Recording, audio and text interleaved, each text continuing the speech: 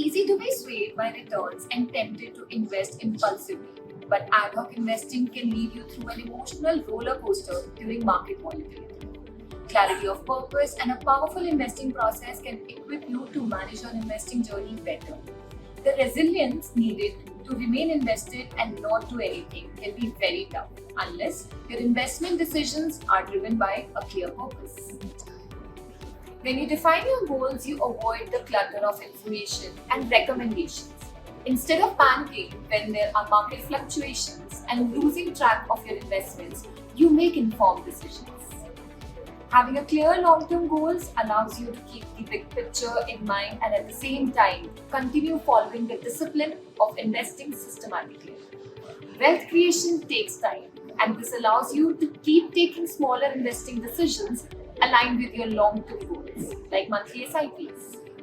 A clear, goal-based investment plan allows you to save first and spend later.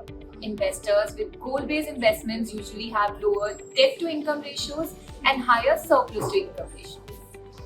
Goal-based investing leads to clear investing strategies. For example, emergency funds require low risk and liquid assets, whereas retirement planning requires considerations like inflation, expenses, and timeline to ensure your retirement fund sustains you.